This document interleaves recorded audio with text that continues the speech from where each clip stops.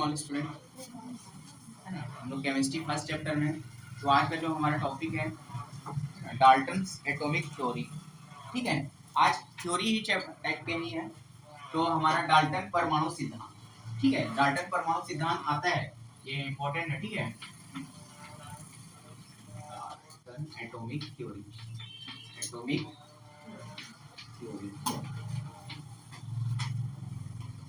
मतलब परमाणु, डाल्टन का परमाणु सिद्धांत। ठीक है,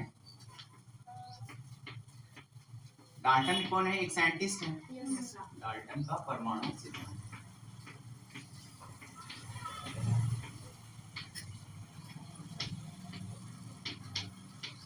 तो इन्होंने 1808 में मतलब 1808 में एक थ्योरी क्या किया था, उन्होंने दिया था। तो उस थ्योरी के अकॉर्डिंग जो एटम्स होते हैं वो क्या होते हैं? सबसे छोटे पार्टिकल्स, है ना, वो स्मॉल पार्टिकल्स मतलब बहुत ही छोटे होते हैं।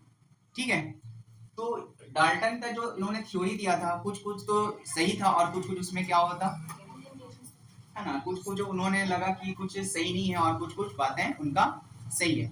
तो डाल्टन का परमाणु सिद्धांत में हमको नाम से स्पष्ट है कि किसके बारे में हमको इन्होंने थ्योरी दिया था, है ना, परमाणु या एटम्स के बारे में। ठीक है, और हमको पता है एटम्स में पहले ही बोल चुका हूँ, वो बहुत ही क्या होते हैं, छोटे कणों से मिलकर बने होते हैं। तो उन छोटे कणों से जो मिलकर बने होते हैं उसको तो एटम्स बोलते हैं। फिर एटम्स से क्या बनते हैं? एलिमेंट्स। फिर एलिमेंट्स से क्या बनते हैं? कंपाउंड। फिर कंपाउंड से हम उसको क्या करते हैं? मिक्सर भी किया जाता है। तो इस सब के बारे में उन्होंने थ्योरी दिया था। तो ये सब थ्योरी लाइंस लिखा हुआ है। जैसे पहला तो उन्होंने एक थ्योरी दिया था जिसको हम क्या बोलते हैं? डाल्टन का परमाणु सिद्धांत। ठीक है, और इस थ्योरी के अनुसार उन्होंने क्या क्या बताया था कि जो मेटर होते हैं, मेटर मतलब पदार्थ, द्रव्य, है ना, वो बहुत ही क्या होते हैं, छोटे छोटे कणों से मिलकर बने होते हैं, जिन्हें हम क्या बोलते हैं? एटम्स बोलते हैं। ठीक है, उसके बाद एटम से क्या बनते हैं? एलिमेंट्स। तो पहला लाइन क्या है? द्रव्य या पदार्थ या जो मेटर होते हैं क्या होते हैं? बहुत ही छोटे छोटे कणों से मिलकर बने होते हैं। दूसरा उन्होंने दिया कि एक जो एलिमेंट्स है उस सभी परमाणु सभी प्रकार के समान होते हैं। मतलब एक तत्व के सभी परमाणु सभी प्रकार से समान होते हैं, मतलब उनकी जो आकृति है, आकार है, द्रव्यमान है तथा गुणों में भी क्या होती है? समान होती है। मतलब एक ही टाइप्स के एटम्स होंगे, मतलब पदार्थ एक ही है। मान लो यहाँ एक पदार्थ है, इस पदार्थ का मान लो थोड़ा सा बड़ा रूप है। ठीक है, इसमें जो क्वालिटी है सेम होगा कि नहीं होगा? आकार थोड़ा सा ज्यादा दिख रहा है यहाँ पे, लेकिन उनकी क्वालिटी तो क्या होगा? सेम होगा। तो उन्होंने कहा है कि जो एलिमेंट्स बनते हैं, अब परमाणु से क्या बनते हैं? मतलब तत्वों से, मतलब परमाणुओं से तत्व बनते हैं ना, तो उन तत्वों का जो आकार होता है, द्रव्यमान होता है, वो क्या होता है? समान होता है। ठीक है, जो देखो बहुत सारे एटम्स मिलके क्या बनाते हैं? एलिमेंट्स बनाते हैं। तो उस एलिमेंट्स का मतलब उस तत्व का क्या क्या समान होगा? आकृति समान होगा, चाहे जितने भी हो। ठीक है, चाहे जितने भी एटम्स मिलके एलिमेंट्स बनाएंगे उनकी आकृति समान होगा, उनका आकार क्या होगा? समान होगा, और उनके गुण में क्वालिटी सेम होगा। ठीक है, मतलब जो जो गुण रखते हैं, जैसे हमने देखा मेटल किस टाइप की क्वालिटी रखते हैं, नॉन मेटल किस टाइप की क्वालिटी रखते हैं, तो ये उसी के बारे में बताया जा रहा है। ठीक है, तो ये सेकंड पॉइंट उन्होंने बताया था। फिर बताया था कि जैसे अलग अलग तत्वों के परमाणु भिन्न भिन्न प्रकार के भिन्न भिन्न गुण वाले होते हैं। अब देखो अलग अलग टाइप्स के एलिमेंट अलग अलग क्वालिटी रखेंगे ना। जैसे मान लो इधर सोडियम है, उसके कुछ अलग गुण होते हैं, कैल्शियम है, उसके कुछ अलग गुण होते हैं ना। तो ये थर्ड पॉइंट था उनका, थ्योरी के टाइप का है। बुक में भी ये सब पॉइंट लिखा हुआ है ना आप लोग के पास बुक इंग्लिश मीडियम में। ठीक है, और ये जो मेटर या द्रव्य है ये क्या होता है? रासायनिक अभिक्रिया में भाग ले सकता है, तभी तो क्या बना रहे हैं? एलिमेंट्स बना रहे हैं, नहीं तो बनाता क्या? तो हमारा जो परमाणु होता है वो किस रासायनिक अभिक्रिया में भाग ले सकता है। ठीक है, उसके बाद और एक पॉइंट क्या है? भिन्न भिन्न तत्वों के परमाणु मिलकर यौगिक बनाते हैं, जिन्हें बाद में अणु कहा जाता है। अब मैं पहले ही बता चुका हूँ, पहले एटम से एलिमेंट, एलिमेंट से कंपाउंड, और कंपाउंडों से क्या बनता है? मॉलिक्यूलर या अणु बोला जाता है। ठीक है, तो ये बोला गया उन्होंने। उसके बाद ये 6 पॉइंट उन्होंने दिया, ठीक है। अब परमाणु या मैटर को ना तो रासायनिक या केमिकल रिएक्शन से या फिजिकल रिएक्शन द्वारा इसको हम डिस्ट्रॉय नहीं कर सकते, ठीक है। तो ये पॉइंट में लिखा हुआ है, atoms can neither be created not destroyed in a physical change या केमिकल, और atom of the same of different elements combined together to form compound atoms. ये सब पॉइंट लिखा हुआ है। तो पांचों पॉइंट समझ में आया। पहला तो सबसे स्मॉल होते हैं क्या, छोटे छोटे कणों से मिलकर बने होते हैं परमाणु। दूसरा क्या है, परमाणुओं के जो गुण होते हैं वो समान होते हैं। उसके बाद परमाणुओं से क्या बनते हैं, तत्व बनते हैं, और तत्वों से यौगिक, और बाद में यौगिक से बनने वाले को क्या बोला जाता है, अणु या मोलेक्यूलर। ये उन्होंने डाल्टन्स थ्योरी दिया हुआ। लेकिन कुछ कुछ इन्होंने क्या किया, इसमें कुछ कुछ बातें लगा कि वो सही है और कुछ कुछ बातें है ना गलत लगा। तो उसके बाद एक और थ्योरी निकाला गया जिनको बोलते हैं हम आधुनिक परमाणु थ्योरी या मॉडर्न एटॉमिक थ्योरी, ठीक है, दिया हुआ है ना बुक में। इसके कुछ लिमिटेशन भी हैं, देख लेते हैं। लिमिटेशन ऑफ थ्योरी किसका, डाल्टन्स का, मतलब सिद्धांत की सीमाएं। इनके अनुसार जो थ्योरी दिया गया किसके बारे में, एटम्स के बारे में, तो कुछ लिमिट है, कुछ सीमाएं होती हैं, उस सीमाओं से आगे नहीं बढ़ना है। तो पहला लिमिटेशन क्या है, it could explain the laws of chemical combination based on weight but not on volume, thus it could gives no explanation for the Gay-Lussac law। हमने पढ़ा है ना।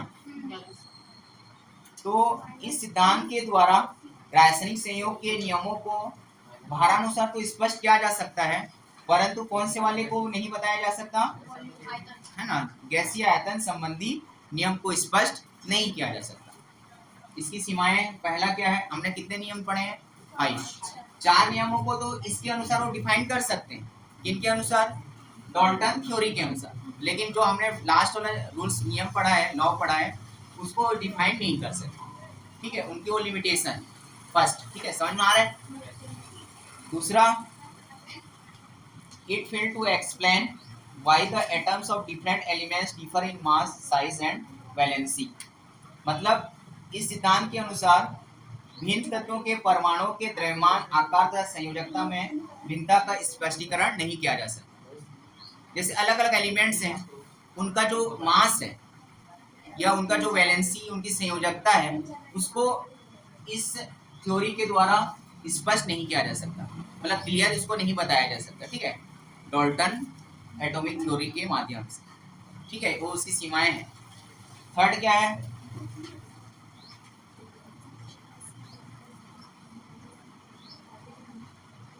यह सिद्धांत अभी भी ये समझाने में असमर्थ रहा है कि समान या भिन्न तत्वों के जो परमाणु हैं आपस में सहयोग करके अणु या संयुक्त परमाणु बनाते हैं। मतलब ये अभी तक भी क्लियर नहीं हुआ है। जैसे मैंने बताया था कि जैसे हाइड्रोजन हाइड्रोजन दो एलिमेंट्स हैं ना, ये आपस में बना रहे हैं क्या, कंपाउंड, और इसको हम मॉलिक्यूलर भी बोल सकते हैं, अणु भी बोल सकते हैं ना। तो ये स्पष्ट नहीं हो पा रहा है कि ये अणु है या नहीं है, ठीक है, ये उनकी सीमाएं हैं, इसलिए कुछ सही बताया गया था और कुछ गलत डाल्टन थ्योरी को, ठीक है। ये कुछ लिमिटेशन दिया गया है, तो आप पूरा पूरा भी नहीं पढ़ेंगे तो 3-4 आपको याद रहना चाहिए, है ना। पूरा पूरा इतना पॉइंट दिया है तो इतना पढ़ने की जरूरत नहीं है। 3 पॉइंट भी याद करोगे बहुत है, ज़्यादा नहीं पूछेगा, ठीक है। तो डाल्टन का परमाणु सिद्धांत की कुछ अवधारणाएं बोलेगा तो उसमें से 3 याद रखना है, और लिमिटेशन बोलेगा तो वो उसमें से 3, पूरा पूरा याद नहीं रखना है, ठीक है, हो जाएगा ये।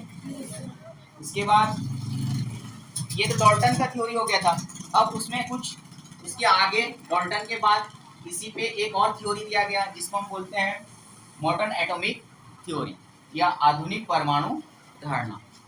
डाल्टन के बाद कौन सा थ्योरी आया, मॉडर्न एटॉमिक थ्योरी,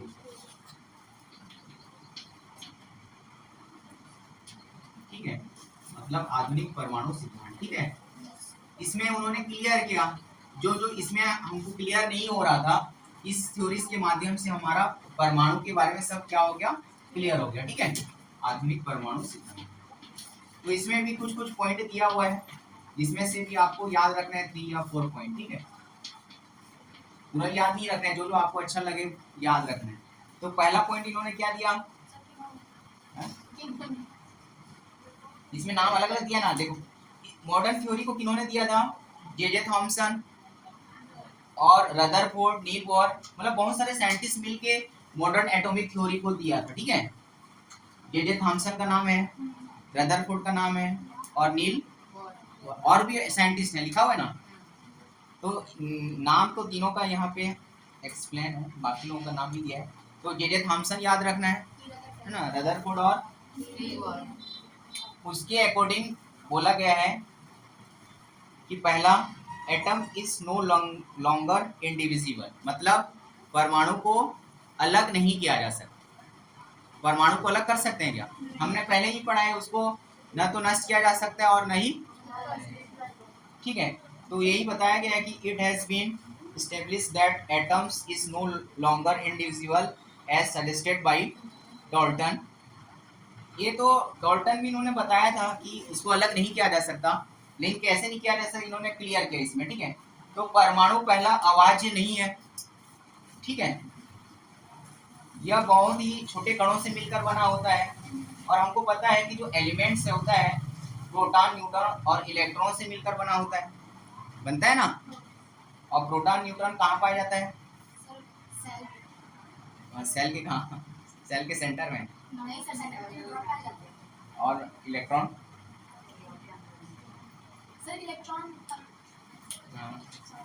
कहाँ, जैसे आपको समझ में आ रहा है वैसे कहाँ पाया जाता है, इधर पीछे लड़के,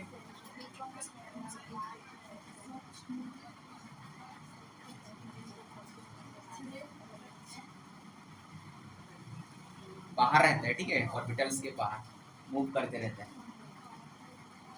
तो ये बताया गया, ठीक है। और ये जो है केमिकल रिएक्शन में क्या कर सकते हैं, भाग ले सकते हैं, ये पढ़ना है, थ्योरी है। सेकंड बताया गया, ये 2 पॉइंट याद रखना है, ठीक है, आइसोटोपेस या समस्थानिक और आइसोबार्स, ये पूछा जाता है डेफिनेशन के फॉर्म, ठीक है। 2 पॉइंट आपको क्या याद रखना है, हाँ, आइसोटॉप्स एंड या समस्थानिक या समभार किसे कहते हैं, ये डेफिनेशन पूछा जाता है। तो इसी के बीच में से ये क्वेश्चन बन जाएगा, ठीक है।